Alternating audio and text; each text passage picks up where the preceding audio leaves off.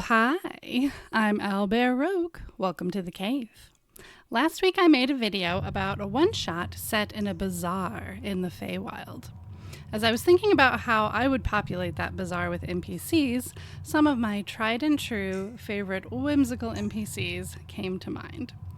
All of my players fell head over heels in love with these 5 NPCs. They talk about them all the time like they're real people it was just such a treat to meet. So treat your players, borrow some of these fine folks, and let them take up residence in your worlds.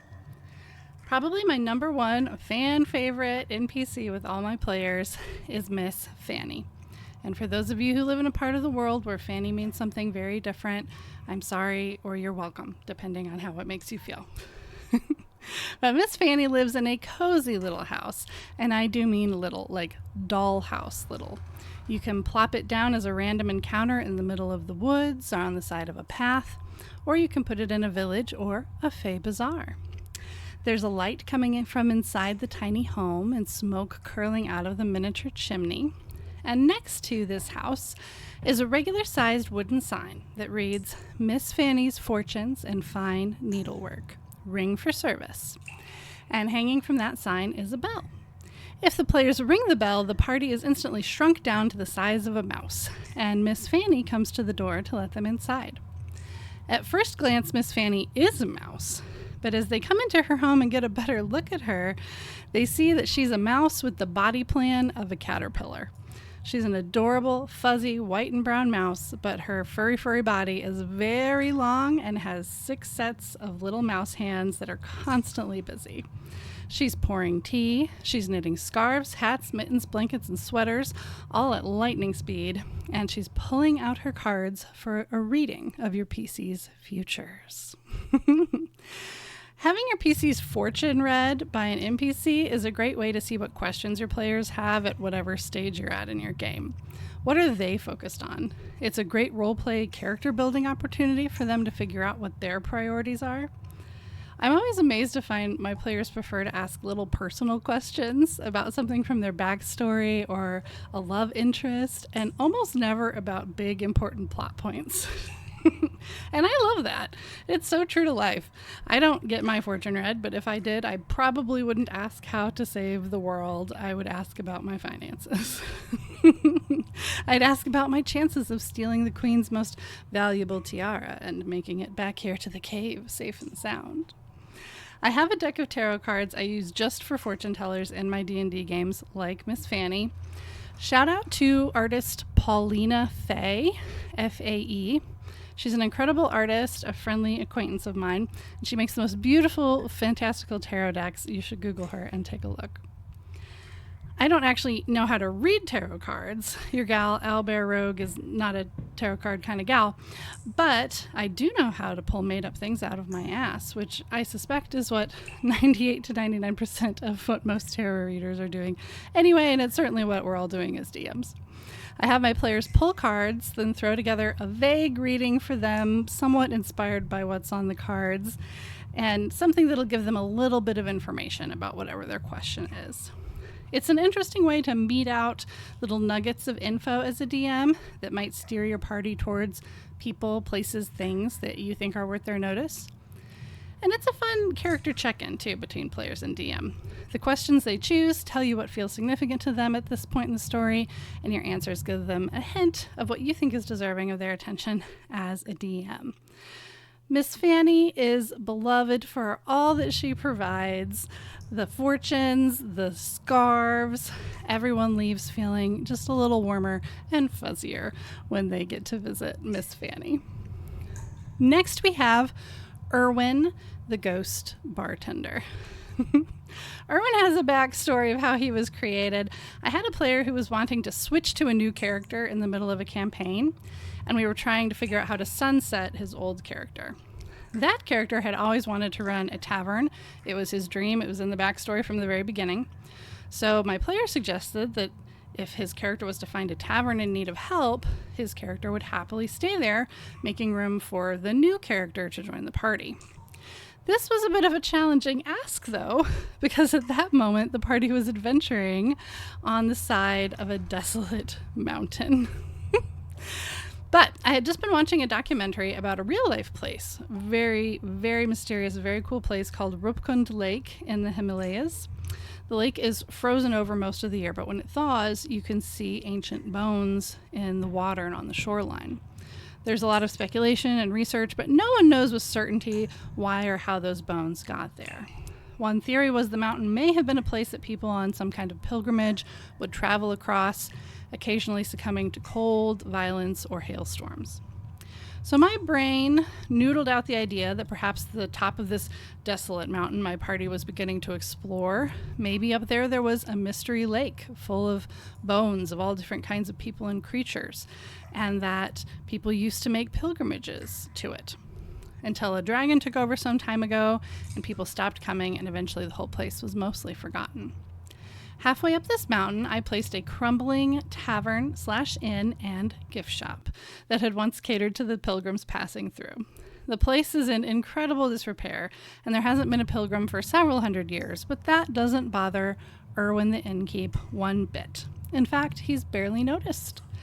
Irwin was a furbolg, so devoted to the care of the inn that one day, when his heart stopped beating and his body moldered away to a pile of fur and rags behind the bar, his spirit just kept on going, ineffectively sweeping floors, wiping rotting countertops, polishing grime-covered glasses, and chatting away, mostly to himself.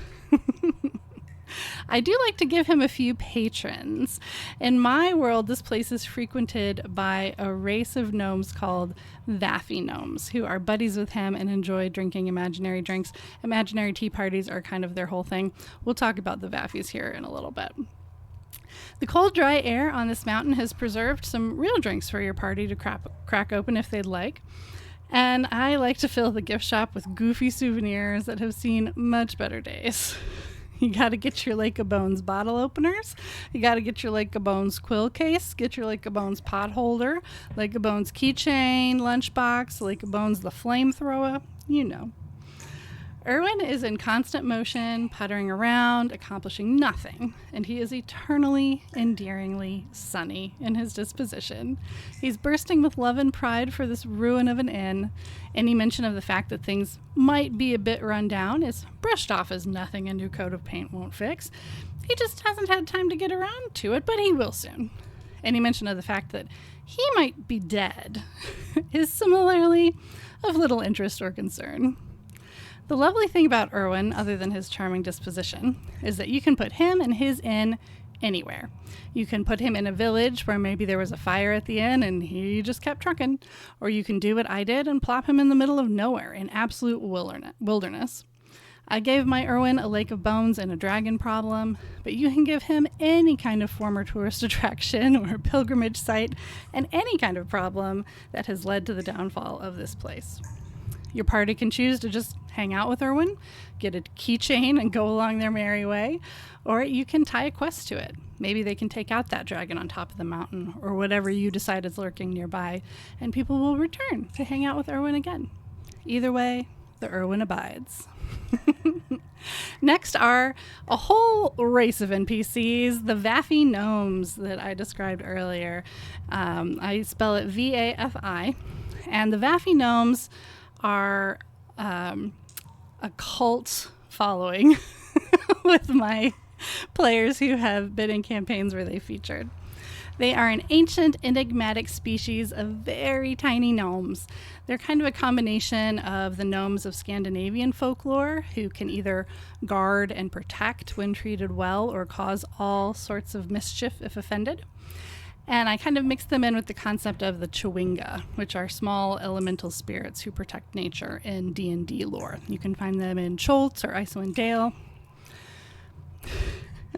They were meant to be mostly a one-off random encounter, but my players became obsessed, and they wound up being scattered all throughout several of my campaigns. You can introduce the vafi gnomes to the party any way you like. I introduced them, as I said, as a random encounter. On a night when your party is somewhere in the wilderness and someone rolls poorly on perception during their watch, or if your players, gods forbid, don't set a watch for some reason, I have them wake up to find that some of their things are missing, particularly their cookware and utensils, and there are tiny footprints leading away from their camp. If they follow them, they'll find a group of vafi gnomes, basically playing tea party with their things. They speak such a strange old dialect of Gnomish that anyone speaking Gnomish normally needs to make a roll about whether they can understand them or not, or use some magical means to translate. They're not creatures of very many words, but they make it clear that anything they've stolen is in fact an heirloom of their people. The things they took from the party will have to be abandoned or bartered for, which is part of why I don't have them steal anything particularly important. Their ideas of value and the players are a little different. They like shiny things, trinkets, anything used for eating or drinking, thimbles, needles, small tools, buttons, homemade crafts, bones, feathers, leaves, acorns, maybe a particularly nice twig or a pebble. If the party is kind to the vafi, joins in their tea party, maybe contributes some actual food, plays along, the vafis are thrilled and very friendly. They can maybe give out little blessings. There are some Chewinga blessings and Rhyme of the Frost Maiden that I've used for this. So now you can drop them into your setting, here, there. They can crop up anywhere you like now that the party has met them. But if they're rude to the vafi, they will be plagued by tricks and annoyances the whole rest of the campaign. Your players pull out a rope to help cross the canyon. Whoop! Someone has cut it into pieces. They set up camp on a particularly stormy night and whoop, there's holes in their tents. Somebody better have mending or everyone is getting a point of exhaustion for tomorrow. They're sleeping in an inn and a ring is stolen from a wealthy patron next door. Whoop, when the town guard searches them, they find the ring in your pocket. So you can sprinkle them anywhere in that capacity as well. Another fun scenario I like to feature them in is at an inn I call the Defeated Flute. The innkeepers of the Defeated Flute are a four-armed faun named Devana, say that 5 times fast, and her minotaur husband named Oxar. They're fun NPCs in their own right. Maybe I'll include them in a future video. But the owners of the inn, the Defeated Flute, have slighted the vafi in some way and are being tortured by them in 1,000 tiny ways. Your players might come across the vafi just outside town, making elaborate plans to break into the inn again. Or perhaps your players are sitting in the inn enjoying a pint and they see the vafi trying to pry a window open. If they help the vafi, they might find some gifts under their door in the morning and some very irritated innkeepers who have stepped on a sharp rock that was in the middle of their room or discovered the water on their nightstand was in fact pine liquor. Maybe someone has made off with all the potatoes in the larder. The vafi gnomes add great playfulness and atmosphere, but they can also offer adventure possibilities. Maybe a group of vafi has been displaced from their home turf by some kind of monster and the party can help. Maybe they find clues or items in this place that help them with their larger quest. Our next NPC is Candor. Candor is a talking fox. In my world, she is an avatar of a trickster archfey, but you can decide if that's true or relevant in your world. Candor has several baskets of vibrantly colored, plump berries. Each color berry has a different magical effect. You can decide what the colors are, what the effects are, and how many she has available. I have in my game some berries that enlarge, some that reduce, some that cause the affected creature to be silenced or inflict Tasha's hideous laughter. There's fun ones you can do with physical things, like maybe it gives them a long beard or they swap species. Levitate, that's a good one. You can decide or have them roll for how long the effect will last. Candor will sell or trade for these special berries, but first, someone in the party must eat a random berry without knowing what it will do. She calls this the Candor amusement tax. After this, she will part with a random assortment of the berries for the right price, and you can have your party roll for what colors they wind up with and how many. She can be placed in a market or a village, or put the berries on a bush that she's guarding and have your party encounter her in the woods somewhere. If needed, she could be a maker of fey pacts and or a source of side quests. Speaking of a great quester, the next NPC is called the Map Maker. I love the Map Maker. My players are in love with the Map Maker, and I predict yours will be too. The mapmaker is a fearless figure who ventures into dangerous places driven by a love of knowledge. The mapmaker's out there mapping out the world, exploring forgotten nooks and crannies considered too dangerous, even for seasoned adventurers. The mapmaker's backstory for you to know as a DM, and for your players to possibly discover as they get to know him, is the mapmaker had an interaction with a hag years ago and learned from that hag the very specific circumstances in which they will someday die. Because they know how they're going to die, there's nothing left for them to fear. They know whatever situation they find themselves in, as long as it's not that one particular situation, they'll be able to make their way out of it somehow. It's emboldened them to pursue knowledge wherever it leads. In my world, the mapmaker is a stoic elven ranger, a scholar, a cartographer, and an archaeologist. Basically, Aragorn meets Legolas meets Indiana Jones. But he or she can be anything you need them to be in your world. The mapmaker could be selling maps in the bazaar. He could be a guide willing to accompany the party to dangerous places. Of course, maybe he's explored them before, or he's been meaning to poke around there. My favorite way to use him is for people the party encounters along the way to say, "Oh, you're going out that way?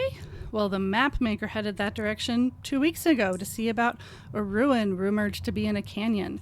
Maybe you'll run into him. He'll probably be able to tell you more about XY thing you had a question about. He's so knowledgeable." So maybe your party goes looking for him. Maybe they come across him. Either way, he'll almost certainly have some useful information. They can gain his trust and get that information in my world by helping him deal with a monster or some other problem he's encountered in that ruin. In my game, it's usually a young black dragon, and I tend to do it towards the start of a campaign. It's a fun chance to throw a creature at the party that they wouldn't be able to defeat on their own, but maybe with the help of a more powerful NPC like the mapmaker, they could. Whenever they leave the mapmaker, I have him give them a special parchment that allows them to message back and forth, so he can be pen pals with the party. Trust me, if you introduce an Aragorn, Legolas, Indiana Jones mashup into your world, your players will want some of that. So normally I would have included an NPC called Anti-Creech on this list.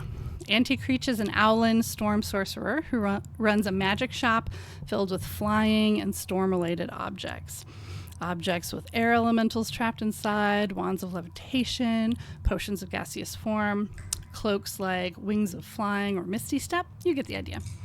I made Anti-Creech a sort of antagonist in the Feywild one-shot, Escape from the Bazaar, that I put out last week. So you should go watch that now if you haven't. All of these NPCs would fit into that bazaar like a little Owlbear rogue tucked in her cave. I love these NPCs, and I love the idea of them existing in worlds outside my own, being enjoyed by players at tables I'll never sit at. So please take them, run away together, elope, plan a heist, get cornered in the Emperor's treasure vault, go out in a blaze of glory like a high fantasy Bonnie and Clyde. Or, just include them in your next game. Let me know if you end up using any of these NPCs and what your players think. If you enjoyed this kind of video, let me know that too. Thank you for exploring the feminine urge to play Dungeons & Dragons with me, Owlbear Rogue.